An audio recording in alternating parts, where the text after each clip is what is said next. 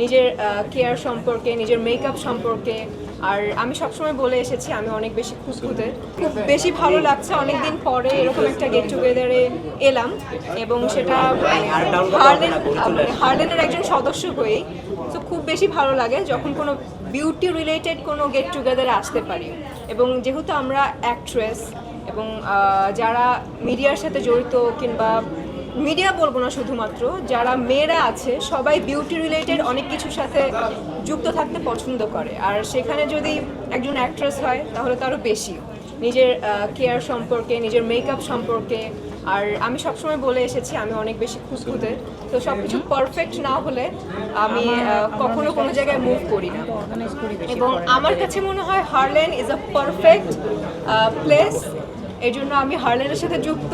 এবং হার্লেন যেখানে যেখানে যাবে তার মানে হার্লেন পারফেক্ট জায়গায় যাবে। সো পারফেক্ট জায়গায় এসে মানে পারফেক্ট ফিল করছি।